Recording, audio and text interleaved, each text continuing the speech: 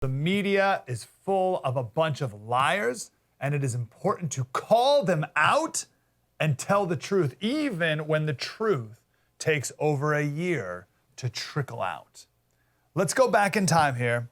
May 31st, 2020. Black Lives Matter protesters in Lafayette Park. If you've ever been to the White House, right? If you're looking at the White House, there's this park behind you, right?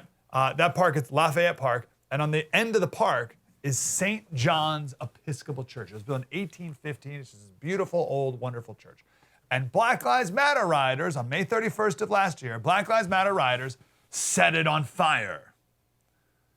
That is the nursery. They set the nursery on fire. The next day, there were more protests in that park. But Donald Trump, the tyrant that he was and is, personally fired tear gas into the crowd of peaceful, innocent protesters, all so that he could pose with his Bible. His Bible is a prop. Look at the way he's treating these peaceful, innocent people here. Can you believe this tyrant? Here's some headlines from the Time Vanity Fair. The White House tear-gassed protesters so that Trump could have a photo op. NPR, which you pay for, whether you like it or not, peaceful protesters, tear-gassed to clear way for Trump church photo op. New York Times, protesters dispersed with tear gas so Trump could pose at church. Here's the New York Times. That New York Times article, they talk about the peaceful protesters, and they were just there marching with signs. They were waving signs, is all they were doing. And then they were hit with flashbang explosions and doused with tear gas, doused with it.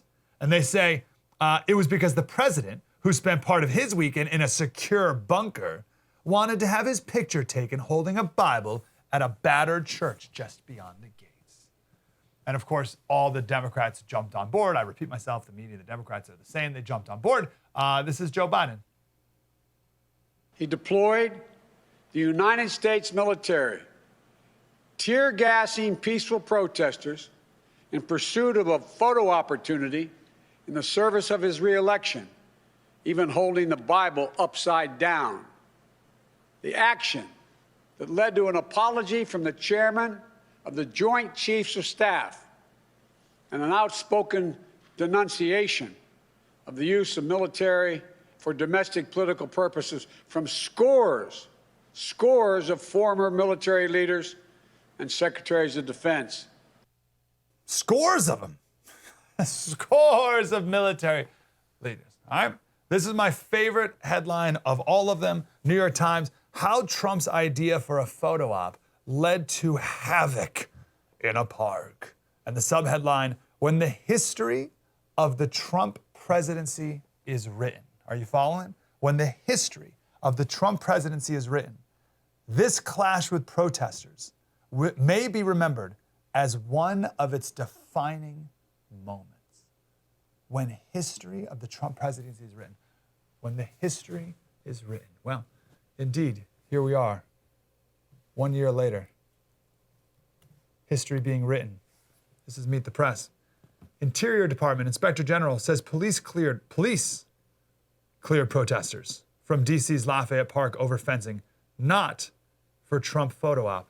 Quote, a narrative we thought we knew is not the reality. Are you with me?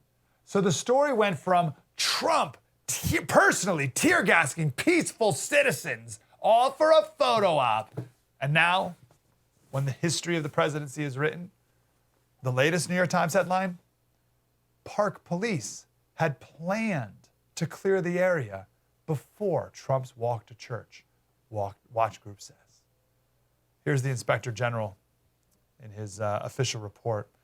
The evidence established that relevant officials had made those decisions, U.S. Park Police had made those decisions and had begun implementing the operational plan several hours before they knew of a potential presidential visit to the park, which occurred later in the day. As such, we determined that the evidence did not support a finding that the park police cleared the park on June 1st so that the president could enter the park. For many, for scores, this was the last straw with Donald Trump. There were a lot of moderates, a lot of Republicans. Because of this moment, they couldn't take it anymore. They couldn't bear to publicly support the president any longer.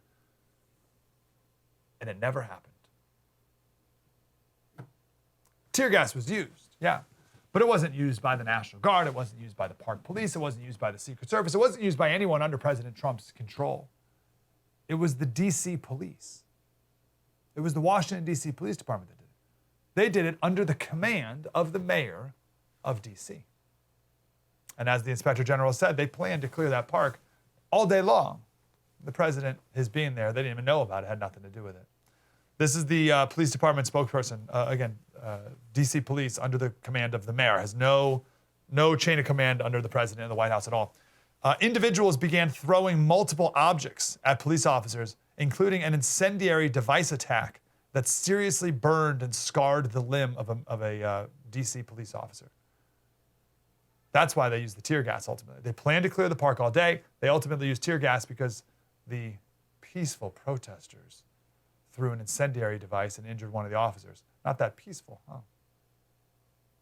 Amazing. Not that amazing. Not that surprising if you've been paying attention. So, will the Washington Post, will the New York Times, NPR, Vanity Fair, all the rest, will every media outlet give a retraction? Will anyone who ripped on the president, will anyone who betrayed the president because of this apologize or admit they were wrong? Is anyone going to learn their lesson? Will anyone stop believing the first narrative that the media comes out with on anything now moving forward? No? No lesson learned? Just going to keep doing the same act over and over forever? Wow. That was deep and insightful. I want more of that. Like, subscribe, get more.